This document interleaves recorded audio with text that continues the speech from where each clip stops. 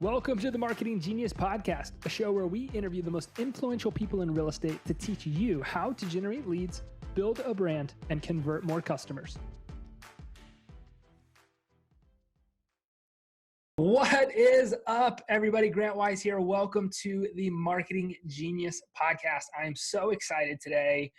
So honored today to be speaking with the one and only Mrs. Noelle Nielsen, who is all kinds of experts, right? She's a video marketing expert, photography expert, brokerage expert, sales expert, like just everything expert. And I'm excited to have a really good conversation with her here today. So Noelle, thank you so much for agreeing to stop by and chat with me.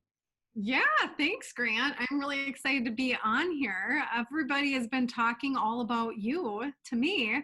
So this has been fun. When you reached out and asked if I wanted to come on, obviously I had to come on and see what everybody is talking about. Good. Well, I'm sorry to let you down. It's probably a lot. It's probably not as interesting as everybody. Unless it was bad, then maybe it was good, right? I don't know. That's awesome. So you've been all over the place. You just got back from Las Vegas? I did. Well, I actually just got back from Laguna Beach. Oh, there you go. So the last 2 weeks I've been traveling. I started in Orlando speaking to the Florida Realtors Association, and from Orlando missed a flight to get to Vegas, had to book a very expensive one-way to get out to Vegas. And then last week I flew out to Laguna Beach for a master plan. Yep. It looked like it was a great time. It was. It always is. We always walk away with tons of new ideas, tons of content. So it was I was going to actually attend, but I'm stuck in the middle of re-recording way too many videos with Facebook's UI updates. We have to go in and change everything whenever they do that. So I was stuck, still am stuck recording a lot of that stuff. But so who is Noelle Nielsen? Let's hear the backstory. Who are you and how did you get to where you are today? Oh boy, that's the loaded question. I am currently now a team lead. I'm back to a team lead, no longer a broker, and we'll talk about that a little bit. I'm back to being a team lead of Bright Birch, which is now brokered by EXP. So I'll talk a little bit about my transition away from the boutique brokerage that I have been running for the last year and why I did it that way. But how I got to be here is an odd story. Actually, I don't know if you know this, but I'm a trained attorney, and I practiced as an attorney for a couple years. Now that you say that, though, you kind of look like an attorney, like a little bit. Well, now that you say that, I'm like, oh, okay, yeah, that makes a lot of sense. Okay, for all the listeners, they're now going to have to go on and find the video version of this. But I'm just kind of a bit of an anomaly. But the thing about that is that most realtors are. Most people that get into real estate don't actually start in real estate. They have just a variety of backgrounds. It's one of the things that I really love about realtors is how different everybody is, but we all have the same common goal, which is to help people. That's like the basis of what we do as realtors. And so for me, when I went to law school, that was why, because I wanted to help people. I thought I was going to save the world. Turns out being a lawyer really isn't about saving the world. Instead, it's about sitting behind a computer and drafting documents about 90% of your time, which my husband, who is also an attorney, that's perfect for him. For me, I wouldn't even start getting my billable hours done until late at night because my office was constantly busy all day long with the office traffic of people stopping in and saying hi. And so I realized that for me to be a billable hour attorney was going to be really difficult. I was too social for that job. Meanwhile, during law school, as a pastime, I had started a photography business. So that actually I ended up, as I made the decision to leave being a practicing attorney, I was making double from my photography business than I was as an attorney. And that surprises everybody, but honestly, if you're a creative person and you have that artistic ability, you can make great money as a photographer.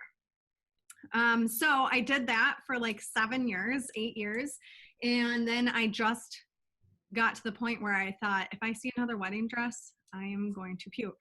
I couldn't handle it anymore. I I couldn't handle going to the weddings every single weekend, photographing the same exact thing, but trying to be really unique about it. I got burned out.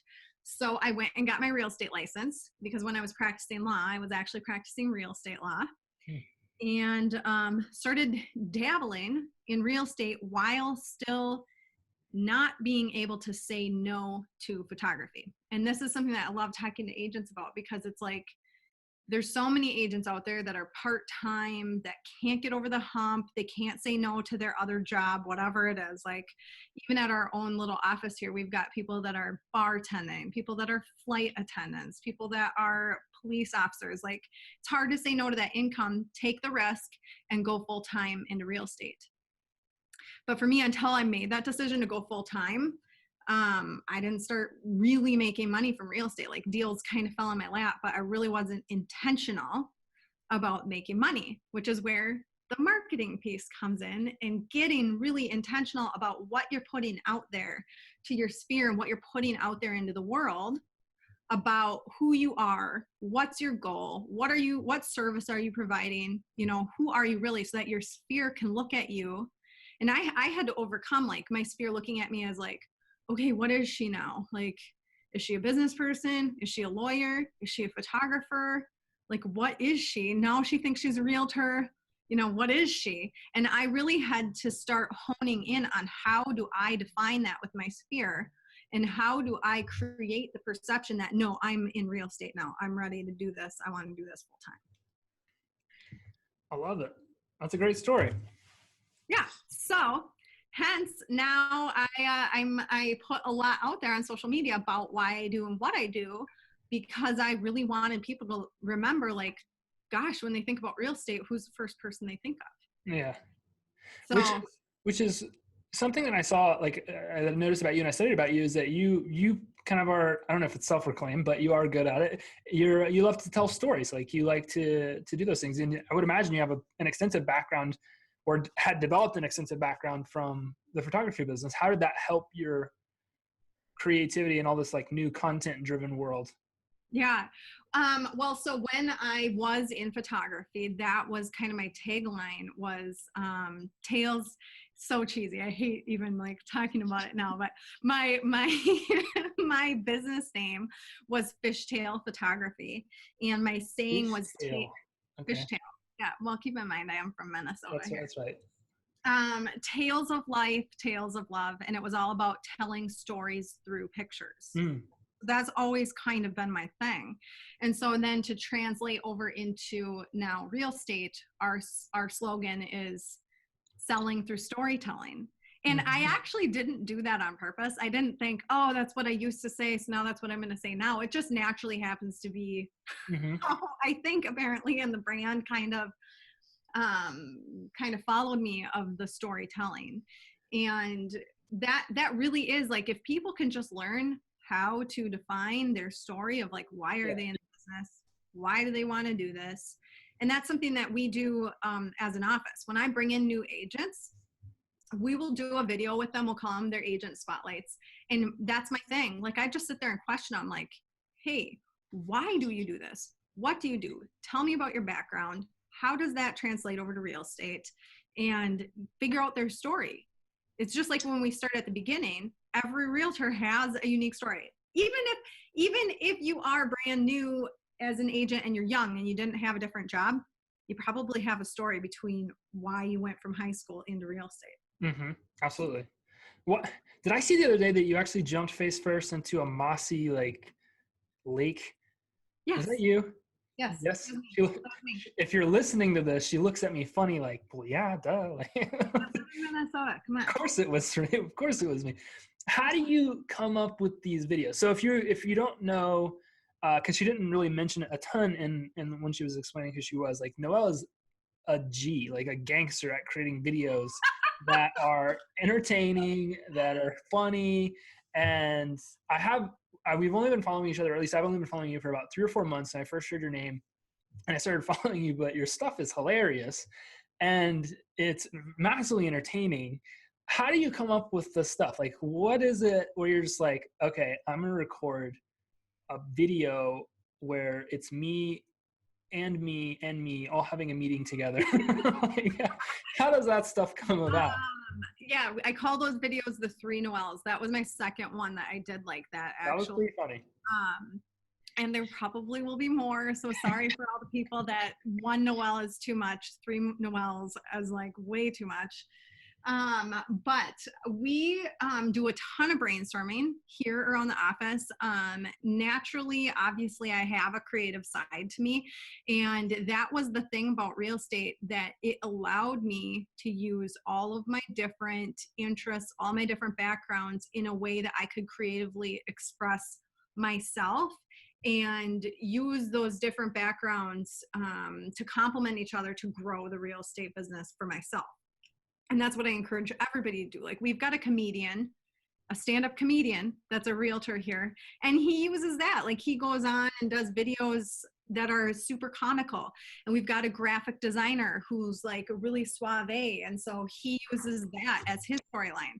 And you just have to figure out who you are. For me, I am a 5 foot tall, I'm small, and so I've always had to have like this really self-deprecating sense of humor to, like, I don't know, be more Compensate for a few inches. Is that what you're trying to say?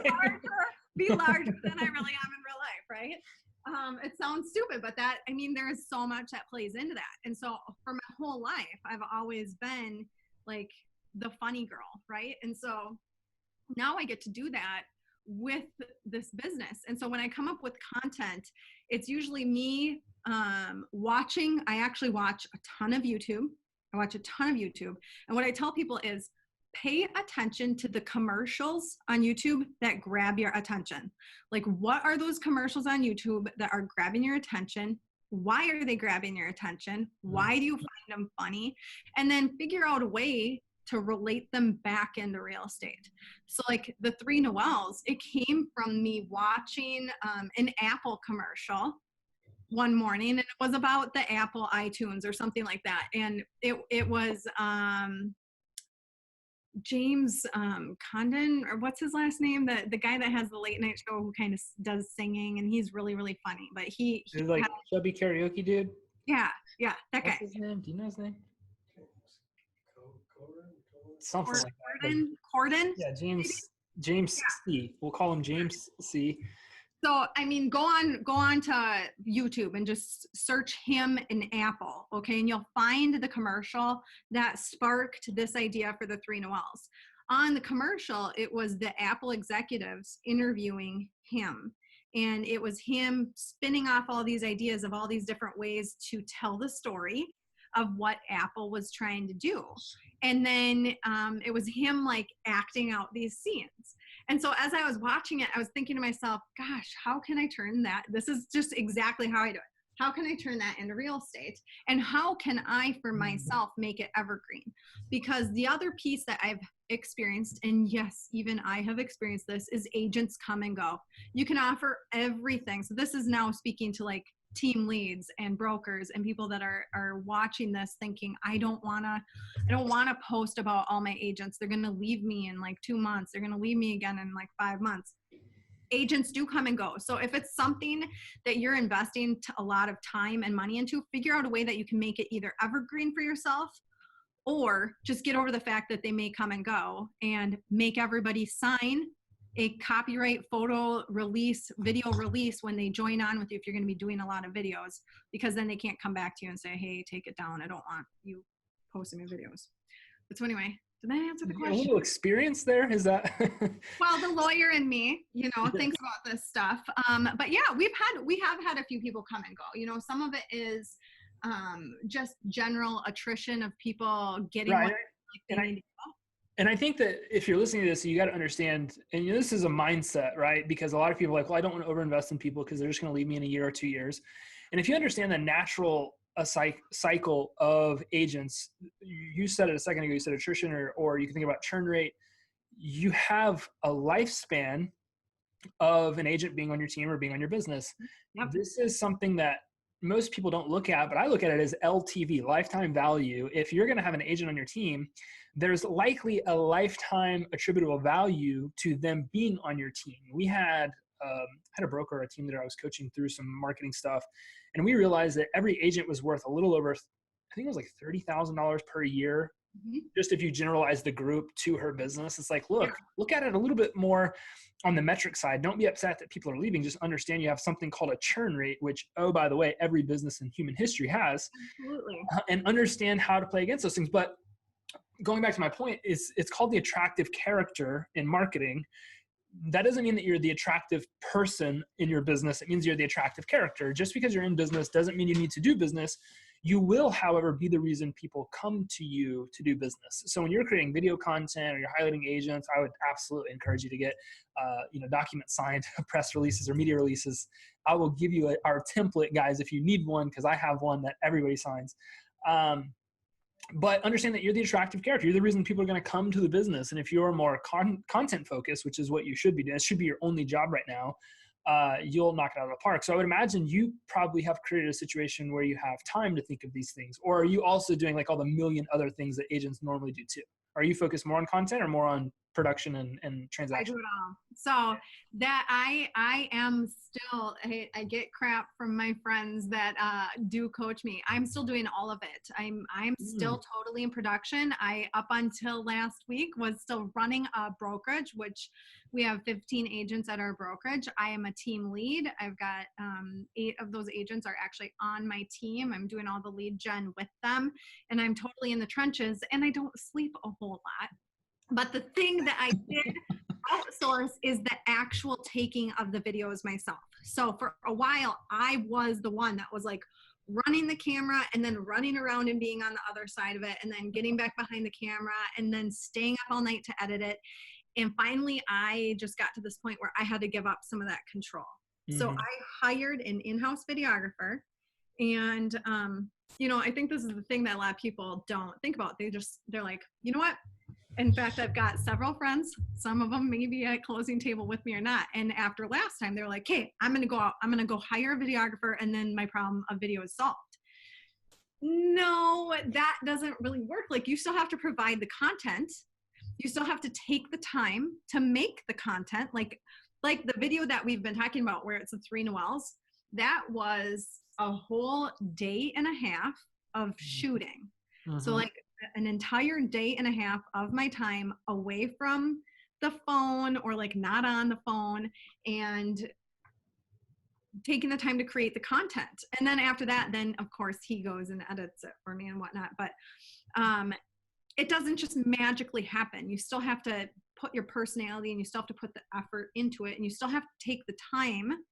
So for me, the time that you just mentioned, it happens early in the mornings. Like when I'm on track and my schedule is running, I'm up at 5:30, 5:45. I'm on the treadmill.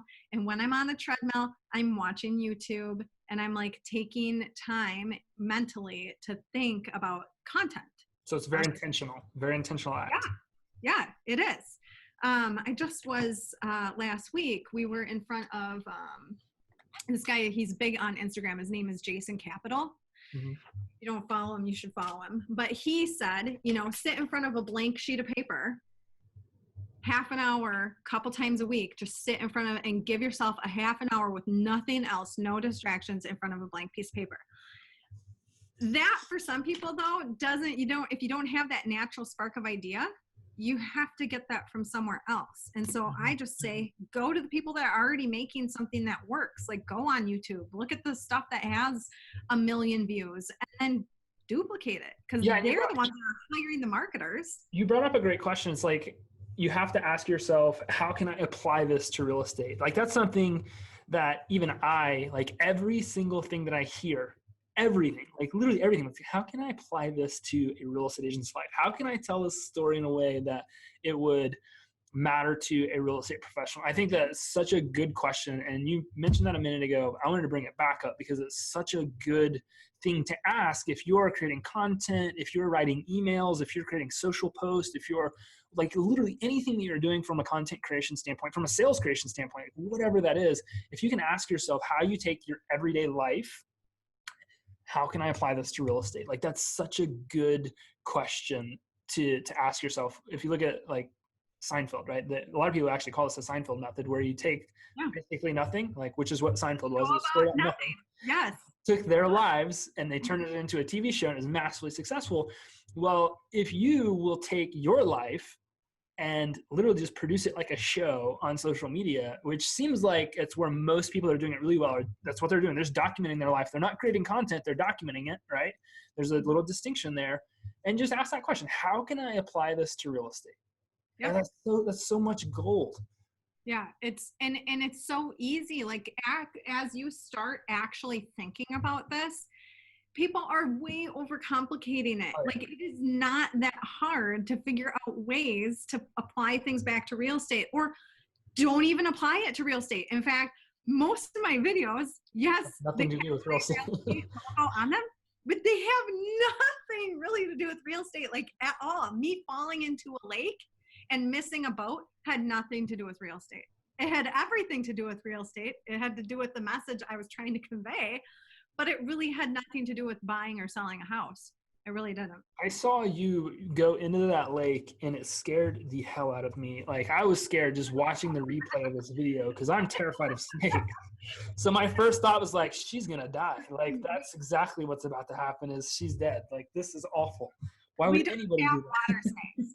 Come to Minnesota, move to Minnesota. I know a good realtor will hook you up.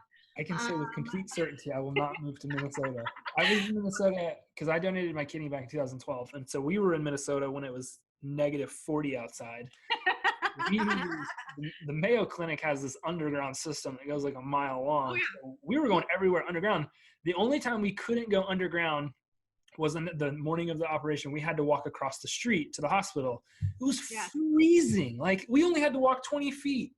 And all of us came out like red-faced, wind chill. It was nuts.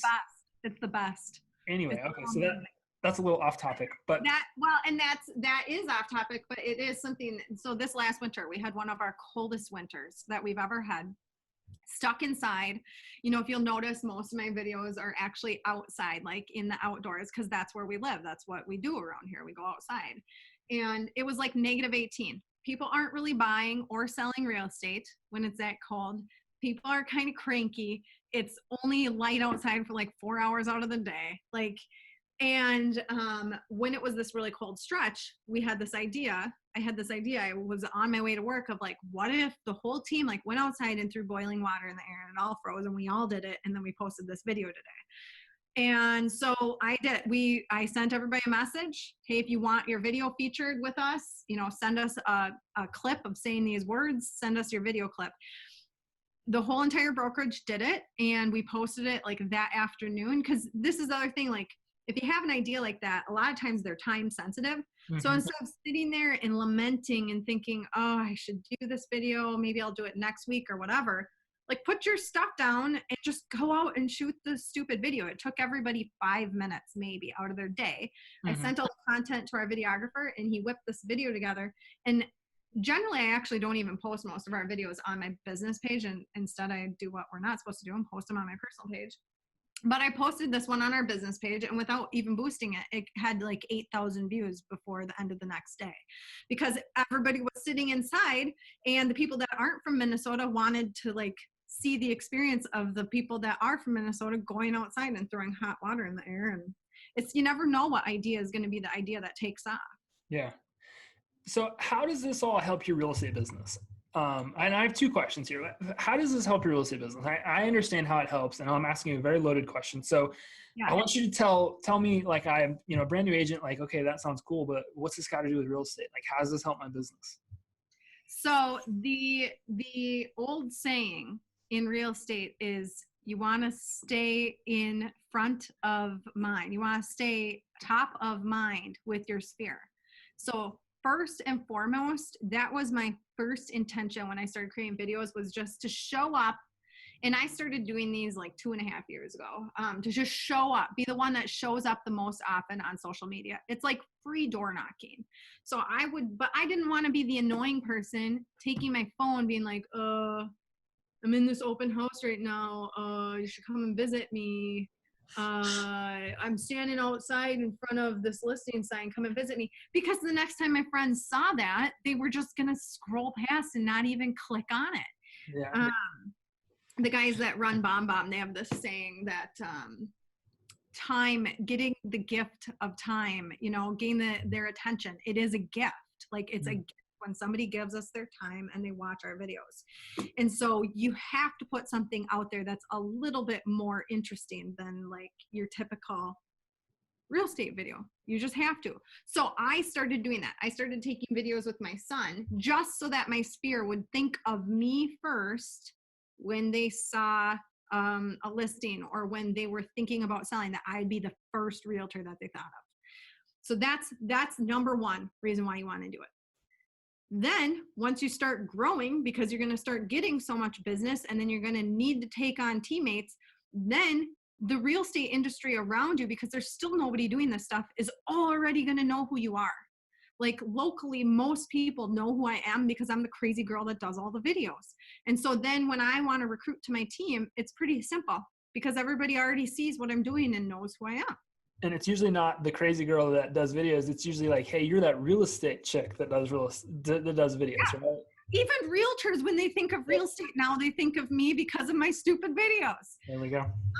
And so it's the thing that helps you stay front and center, and you get to share a little bit about who you are, about your personality or whatever, so that it's like a meet and greet before you've even met them. Like this is our first time talking. Mm-hmm.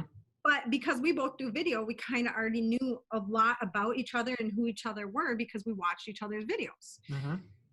So that's the second thing. And then thirdly, once you start getting to a new level of doing videos, now for me, it's a referral source because now I've branded myself also as Noelle the Minnesotan. And so people will think of me. Do you mind saying that one more time, Noelle the what? And you get a very thick accent. You might have to go to school for it. I know it's bad. It's very bad. I probably don't have to break it. I shouldn't have asked you to do that. I'm sorry. That's my fault. Everybody does. So, okay, I hear what you're saying, Noelle. I'm sold. I want to come work on your team. How are you going to coach me? Like, what do I do first? What's the first thing I do to start creating content? Well, first, show up to the freaking office. That's what I want to say to agents. It doesn't just magically happen. You have to be available at the office. Like, that's one of our things. We've got a videographer here on staff. My ideas sometimes won't come to me until the morning of. So if you're at the office and I happen to be filming something around the office and you're here making yourself available, you're obviously going to get the first chance, the first dibs. If you're showing up and actually doing the work of real estate, then you're going to get rewarded by me with a video time. In fact, I signed on here a little bit late because I had two of my agents in this office asking me if they could borrow the videographer for a project that they had. They came to me with a creative idea. I liked it. It was beneficial for the brokerage. So I said, sure, go ahead. You get to use his time. Like, let me see your script. And now they're thinking of ideas and they're coming to me and they get to borrow the videographer. But the other thing is just when you're around, it's like birds of a feather flock together, right? Or like you are the people that your network is your net worth. It's kind of that same thing. Like the people that are showing up more to the office, they're around the natural brainstorming type of conversations that we constantly have. Like I was just sitting out. We have a very collaborative space. We have very few offices in here. It's mostly like a big open room with big dining room tables. And we come in and we sit around the table and we just talk about ideas and things when we're in the office. And so I just like out in the, I just spilled my Diet Coke all over everything. Out in my main office area, I just sit out there and I brainstorm with my videographer. So if you come into the office, you're naturally going to be around those kind of conversations that happen, and you yourself then are going to get ideas. And then the third way that it helps agents, like if they join my team, is that I will help them develop their story. So like those agent spotlights that I talked about earlier on, those happen with me interviewing them, me figuring out what they like, and then we kind of develop a little marketing plan to them. So like I've got a couple agents that love dogs. They have a very big love for dogs, dog rescue, whatever. So we came up with a hashtag, we came up with their storyline, and now I showed them how to use like an Osmo with their phone. Like people overcomplicate it. You can take these videos with your phone like, how do you promote your nonprofit? How do you promote what you care about? Like, they might not want to be silly on camera like me, but they have fun ideas. Well, and I always tell people it's not about, it's more about the message than it is about, the video or the quality. And I'm usually the best example of this because when I got started, I had my daughter's princess boxes and some whiteboard that I found. Like, I couldn't afford one. I found it. So I put my phone up on my daughter's princess boxes and I made it look like I was super professional writing on this whiteboard that I found. And my first video, like my first sales letter video, my first video sales letter, when I recorded this thing, I was sitting in our old condo on a couch. My shirt was very wrinkly. I wore these idiotic $5 Walmart glasses to get attention at the time. And my teeth were crooked. I was 20 pounds overweight. I'm bald now, but I had hair then. It was very thin. I looked like a moron sitting there talking to my phone, which also the video quality sucked. My audio was terrible. Like, everything about this video should not have worked. But that video went on to earn us $1.8 million in cash the first year we used it because the message was on point. It was very authentic. It was very genuine. It was a good video. And that's what I wanted to highlight here is, like, you weren't always, this gangster at creating videos, right? You obviously, unless you were, then that's awesome. But I sucked so bad at creating video content when I first got started. And it took me, a while to get to a point where I could just walk in a room and I could go. Like, I don't need a script. I don't need a teleprompter all the time. I've only used one a few times. But when your agents get started, are they really good or do they suck? Or, like, what's the process like there? It's about 75% suck and 25% are good. And the ones that suck at it, actually, they come off the most authentically on camera when they just let it go and they let me just question them and they just kind of be them on camera. And that's kind of the goal. So for the agents that are really struggling, and I talk to a lot of agents that are like, oh, I don't look like you. I don't have your personality. I don't have your experience, whatever. I can't do video. I say, sure you can. Like, everybody has their own unique story. You just need to practice at it. So I encourage people to go on and create like their own little Facebook business page that they're the only member on, or create a little business page together to collaborate. Or if you've got a team or a brokerage, let people do video into your page and critique each other. Like, say, hey, I'm going to go live, or I'm going to do this, and practice. Don't just, one of the things that drives me nuts, hopefully I don't offend anybody by this, but one of the things that drives me nuts when I go to some conferences is people that say, hey, everybody, you can do video. Let's pop out our cameras right now. Everybody's going to go live into the page at the same time in this room. Like, 800 people are going to be in here going live. First, because it uses up all the bandwidth every time that we do that sort of thing.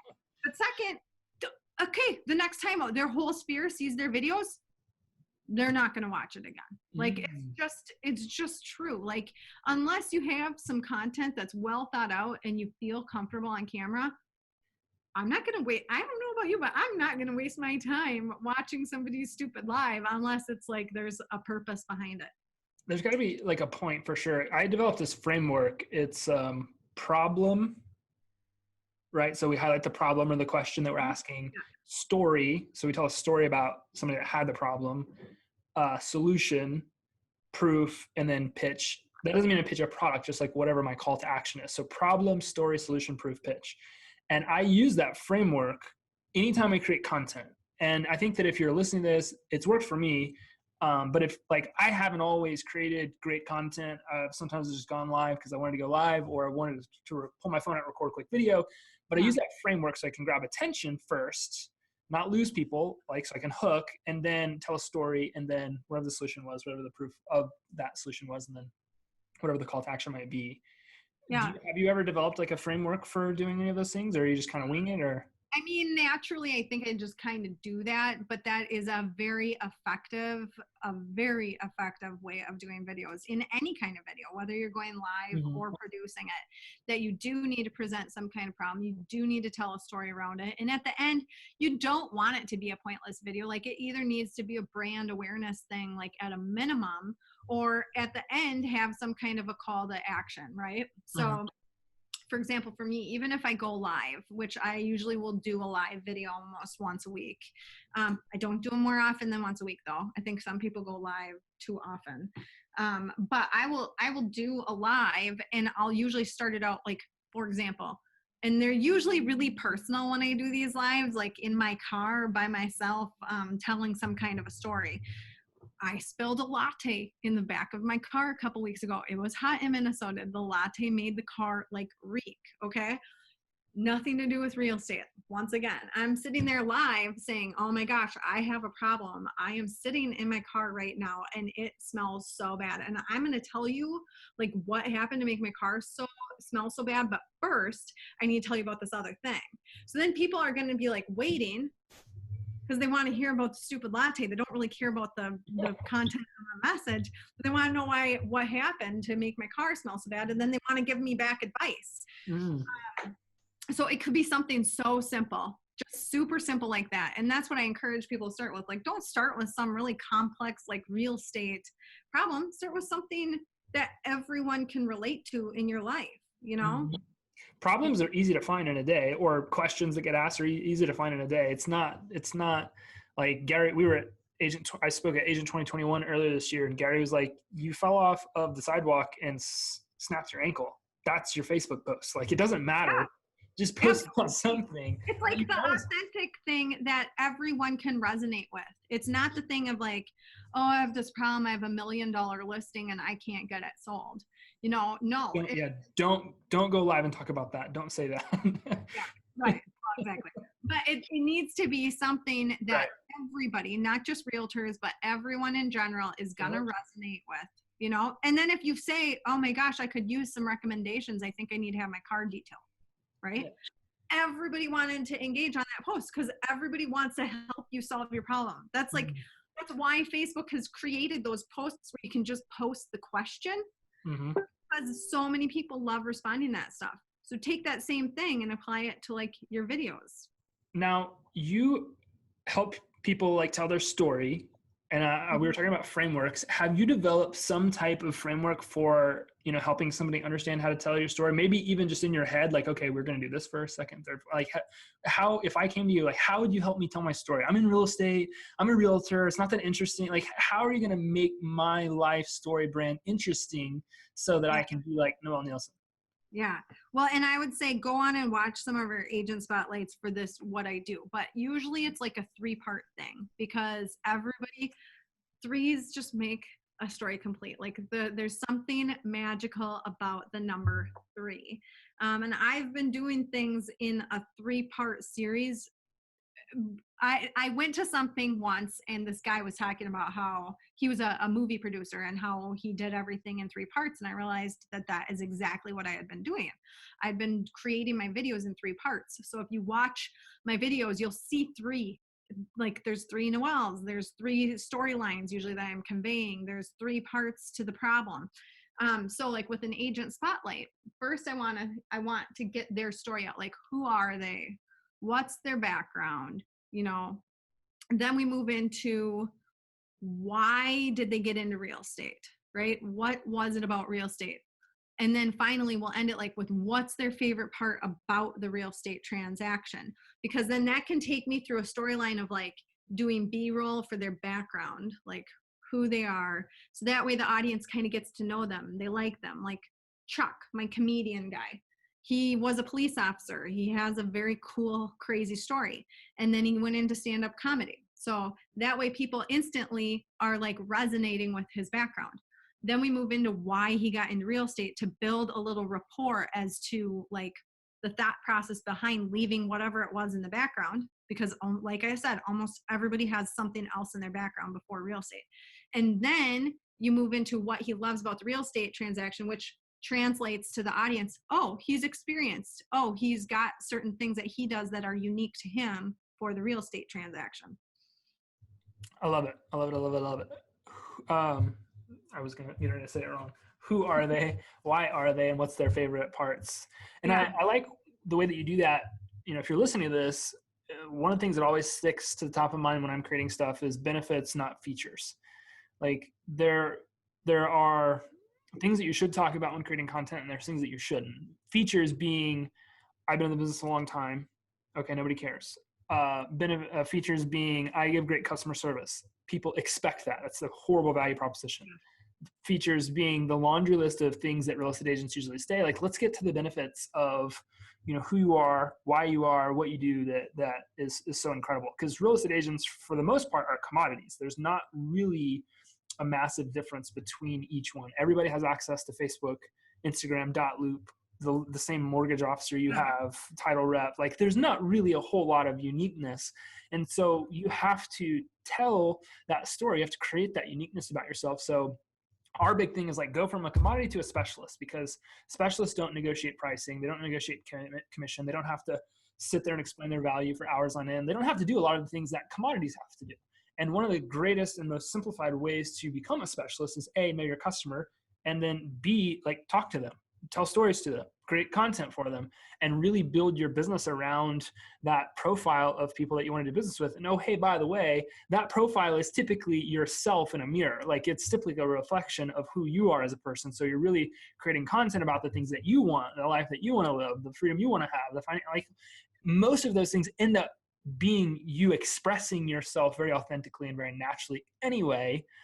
So if you can do it in this type of format, using the framework that Noelle just talked about, I think you'll hit, a big home run. So that was great stuff. Awesome. Absolutely. Now I have a question for you, and this isn't necessarily about video marketing, but how do you foster creativity? Because I think as a team leader and a broker, this is a super important question. A leader of any type, fostering creativity is so crucial to the success of a business today, especially as most companies are becoming more and more media companies, content companies. How do you foster creativity? You kind of alluded to it just like this much, like a tiny bit, but how do you go about like really like feeding into people's creative side? Well, I make myself available, probably more available than I should, but I am here. Like, if they've got ideas and stuff, I want to hear them. I want to hear them when they have them. I want to talk through. I want to like talk out their ideas, and like they'll come to me maybe with like a half thought out idea, and then we'll take it all the way to completion. And we have an environment set up, like I had said before, that is just conducive. You go into a lot of these traditional old school brokerages and you walk down a hall of a bunch of shut doors because everybody is still in that mindset of being really competitive instead of being collaborative. And here in our office, it's run like we are a giant team, even though we've got like a couple different teams here and the agents really are competing against each other. Like, if you look at it, but they're not. So like these guys that were in here with their idea, they got their idea because they went out to lunch together. They went out to lunch together because they were all sitting around the table and they were like, hey, I'm going to go get lunch. When you go into an old school brokerage, which I had been at a couple of those larger franchise models, a couple of them, and they were all set up the same way. I'd walk down the hall and everybody had their door closed and whatnot. And then the other thing that I encourage them to do is to get involved on social media. So I'm in a couple different bigger Facebook groups of realtors, right? And those all encourage collaboration. That's why you join, because you want to figure out what people are doing around the country. And then I encourage my agents to be a part of those groups so that they have that same mindset and they're collaborating with people outside of our office too. And then they're bringing back their ideas. I love it. Everything is inspiration. Like, that's one of the things that I'm a hyper creative person, and everything, like be looking at my carpet and I'll get a really good idea about doing something. Everything is inspiration if you're intentional about it. It totally can be. But I agree, when you surround yourself with people that are all thinking that way, it's just rocket fuel for growth and inspiration and creativity. And so that's really cool. I'm always interested. So thanks for the pro tips there for me. I appreciate it. So you talking about, we're kind of winding down here, but you mentioned competition over collaboration. You recently made a brokerage transition. Talk to us about that. I did. One of the things that I've been blessed with because of doing so much video is a national platform. I mean, it's bizarre, but I never, ever, when I took my very first video, would have thought that the video would take me to the places that it has taken me. And so because of that, there's been opportunities with other teams, other agents around the country that want to be a part of what we're doing.